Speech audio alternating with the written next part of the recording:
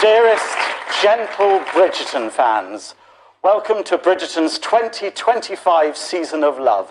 We are thrilled to have you here in London, as well as fans joining us from all over the world via the live stream. Today we will reveal more behind-the-scenes stories from the making of the show and some insight on the upcoming season 4. As you've all figured out, we are still filming, but we can't wait to share what we're most excited about so far. To start us off, please enjoy this performance from London's Candlelight, the Best of Bridgerton on Strings Quartet. Thank you.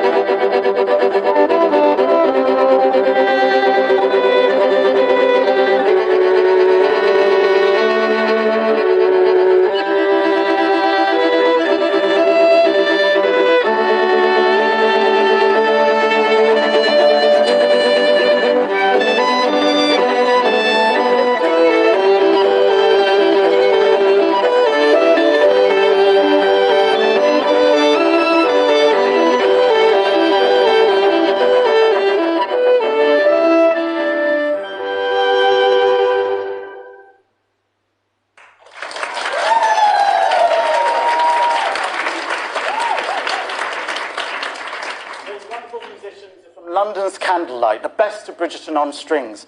You can enjoy this captivating musical experience in over 220 cities around the world, and you can find them in a city near you on tudum.com.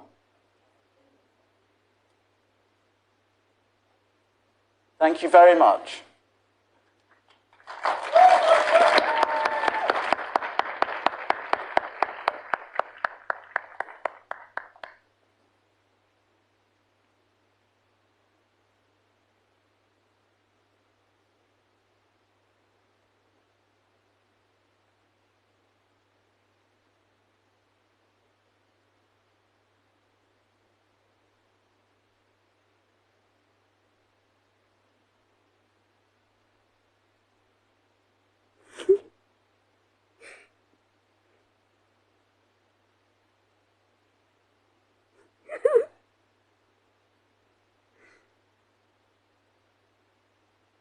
And now, the moment you've all been waiting for.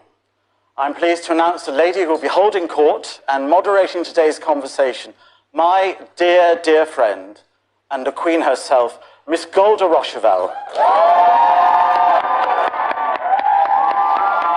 Hello, Beth. Hello, darling. You look gorgeous. Thank you, Beck. You too.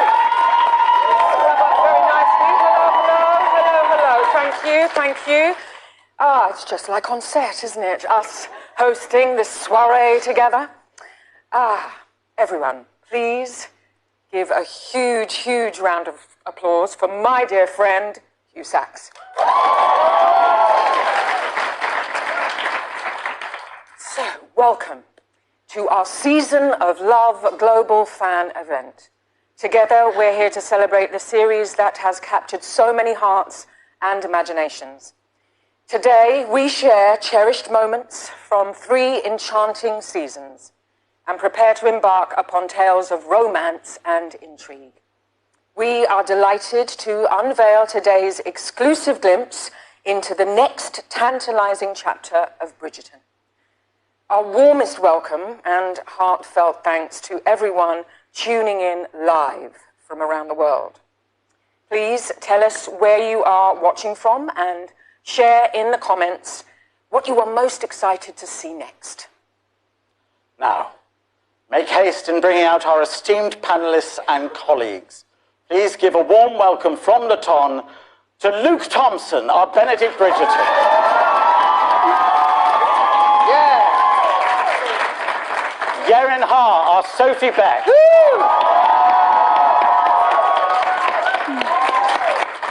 And series showrunner, Jess Brownell. Lovely, lovely, lovely. They scrub up well, don't they? Yes, very nice array of costumes and outfits. So, Jess. Hi. Shall we do a previously on Bridgerton?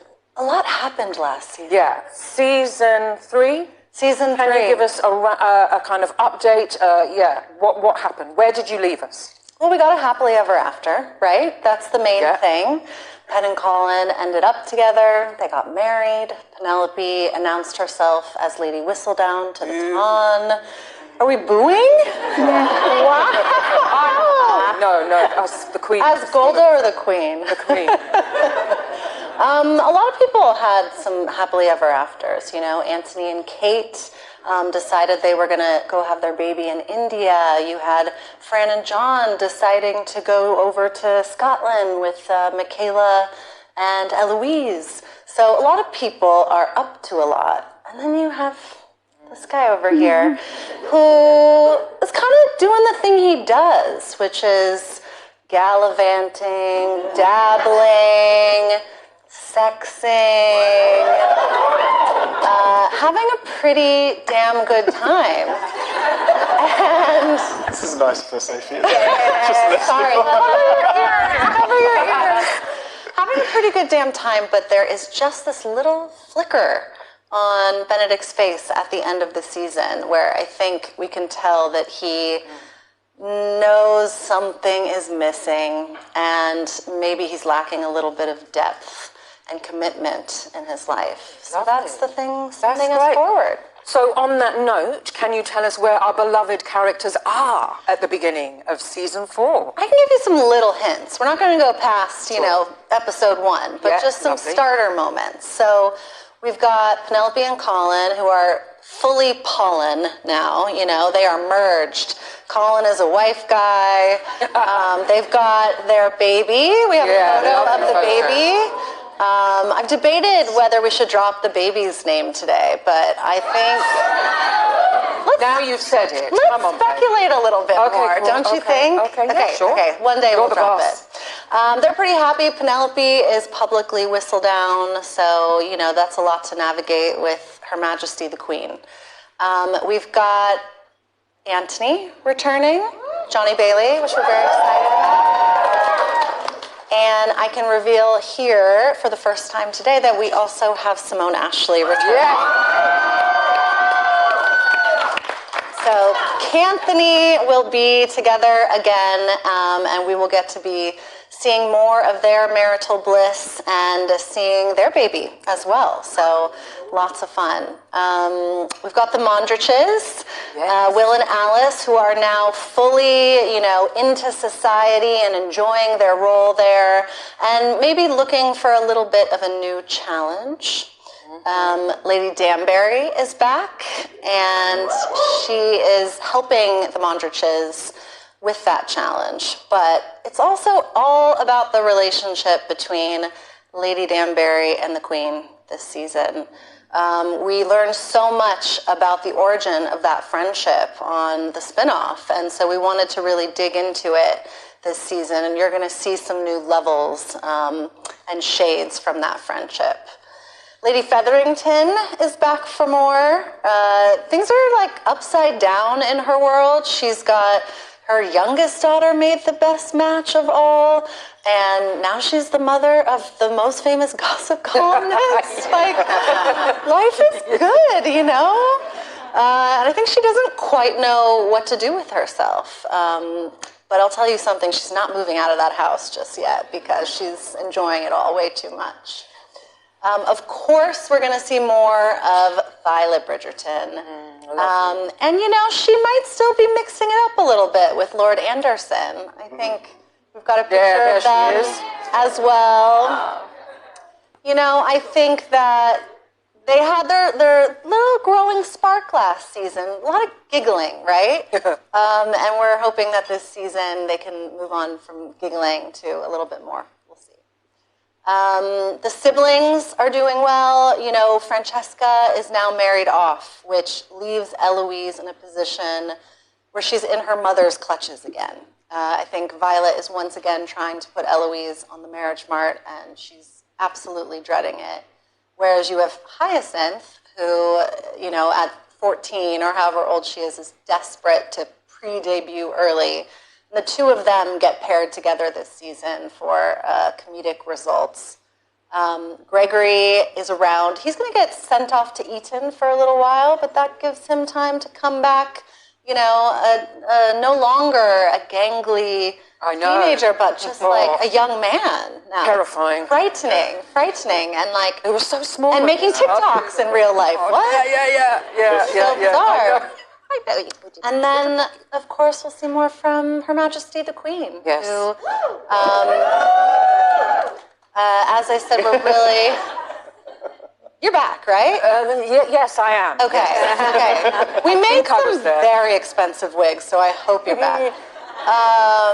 And Her Majesty, you know, is going through some... There she is. There she is, looking good. Looking better than ever. With the man by her side. I know, yeah. Yeah. There he is. There he is. You by her side. She's got a new relationship with Penelope, now that she knows who Whistledown is, and her relationship with Lady Danbury also right at the center of the story.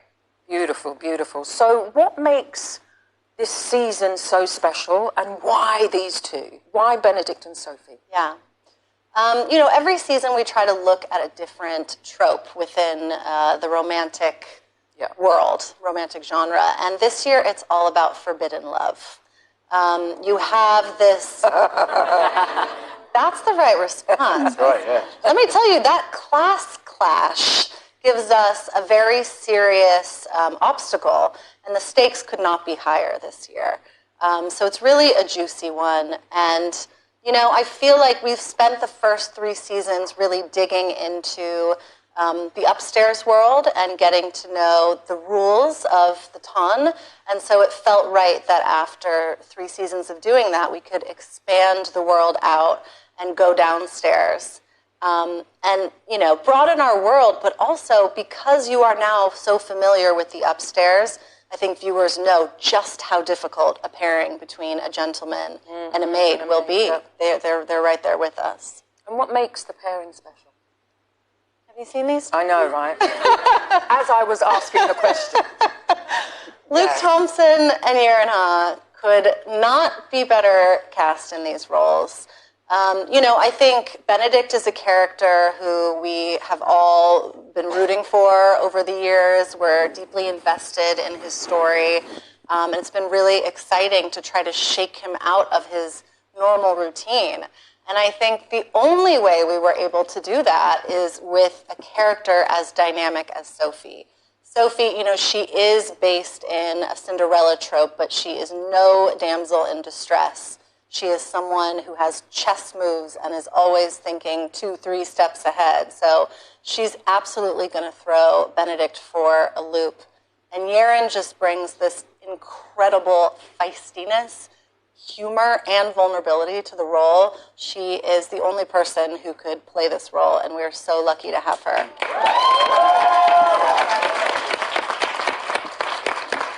Fantastic. Well, Jess, you could have filled up a whole society page with those updates. Our fans will surely be delighted. Speaking of fans, we want to take this opportunity to acknowledge the fans of Bridgerton. You are all here for this show and our cast around the world, and it truly humbles us all. It's truly an honour to have you all here. For you all, do you sense the excitement of the Bridgerton fans? I get the tip of the iceberg, because I'm not online, so I don't feel probably like a lot of the stuff right now is probably online. I get just in those little glimpses of meeting people on the tube or in the street, saying, oh, it's your season next, I'm really looking forward. Have you got any kind of, you know, fan experiences, ones that pop to mind? Well, the really quick ones. Weird and wonderful? No, the really quick ones are really nice. Like just like on the tube escalator, and someone just sort of just on the way past you says, "You're in Bridgerton. That's amazing." And just go. You're like, oh. Lovely. But yeah, no, I think it's funny. They're funny. They're interesting. They're interesting. Aren't they? It's like I remember once when someone came up to me, and I think my I was a bit tired. It was early in the morning. I didn't really fancy a photo. Yeah, no. But I feel like my tactic was, as always, to ramble. I always just ramble. That's my sort of thing. And I could tell. I was like, oh, I'll just have a conversation. She won't want a photo. I'll just chat. And I could just see her eyes slowly glaze over. And she was just like, yeah, just a bit less of that, just a bit more of that. Yerin, how about you? Coming in, being on Sophie. Yeah. Have you had any excitable fans come up to you? You know what? Not that much. I also think I'm in a bit of disbelief, being like, nobody's going to recognize me. But when I went to see Ajwa do a play, I had a lovely woman come up to me and was like, "Are you Yerin?" And I was like, "Yes." And she was just thanking me for the representation of the community. Yeah, and right. Yeah. So that's amazing. So some special fans have their own message of love that they want to share with us today. Let's have a look.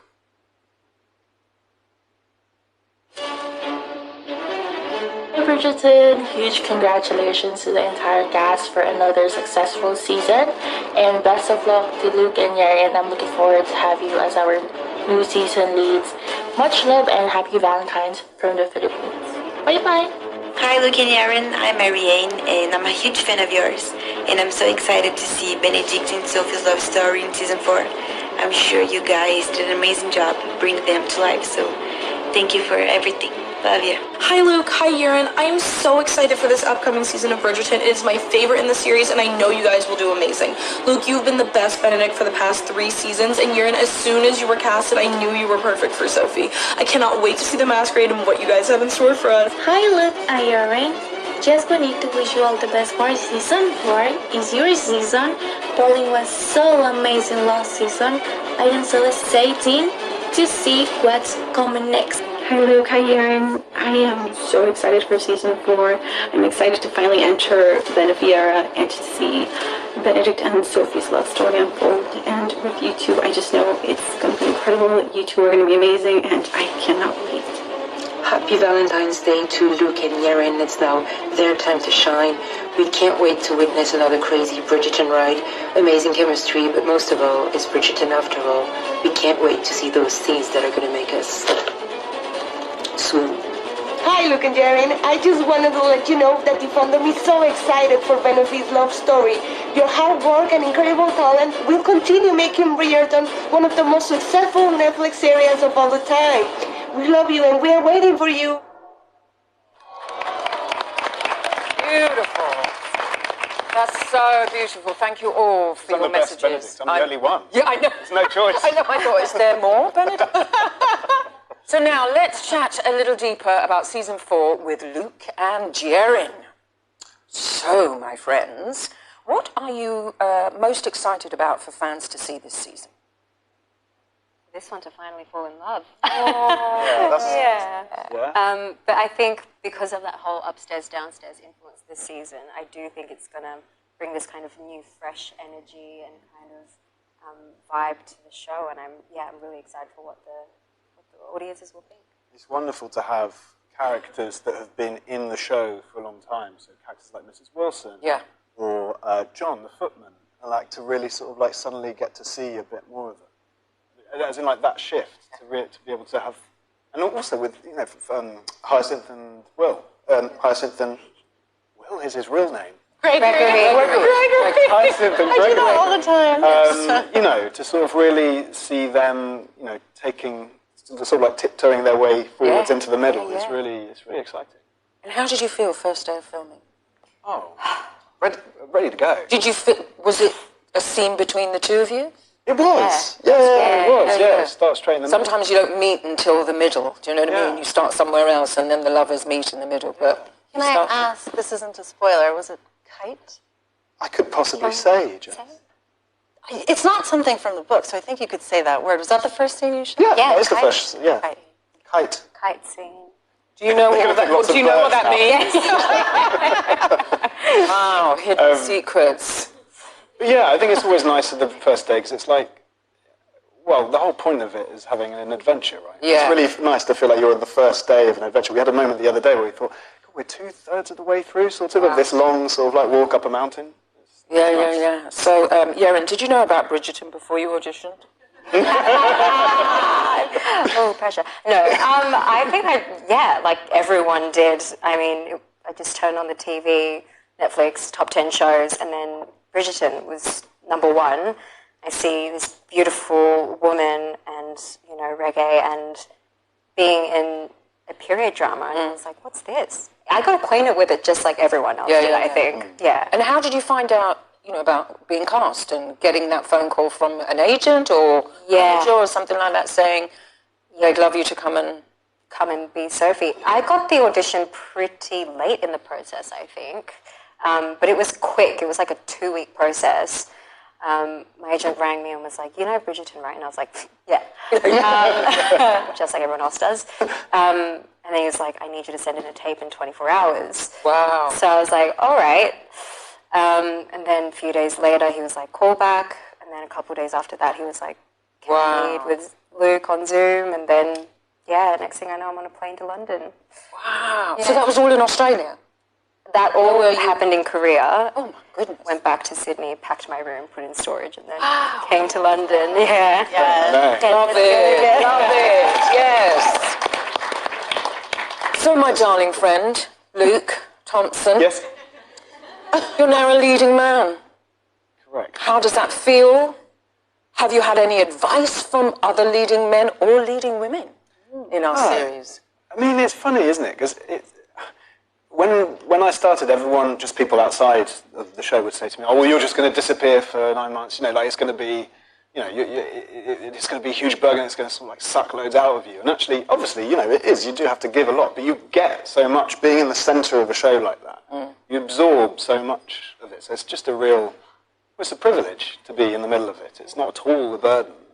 And I just think, it's also really nice, obviously, for the characters, because I feel like as a character, we've got him as a little sort of a little musical theme for most of the seasons. Now suddenly you're like, oh, let's write a whole symphony about him. Yeah. And that's really, I think that's really exciting. I mean, in terms of advice, it's funny, like, it's such a personal thing. I always think that about acting generally, like even how people act. There are as many ways of techniques of acting as there are actors. And similarly, I think it's such a personal experience being leading this show. And so I was tempted to talk to people, but then I was like, you wanted your own kind of little journey. Yeah. Or big journey. Big journey. Yeah. Odyssey. The Odyssey, Yeah. Sophie, Yerin, what interested you in the role of Sophie? What interested you about Sophie, about playing her, about going into this? Well, I think Sophie is this super headstrong character, and she's very independent, but she craves and yearns for love. And just because this man kind of enters her life, she doesn't surrender everything, and she doesn't give up everything. There's this sense of self-respect and this dignity for herself. Yes. And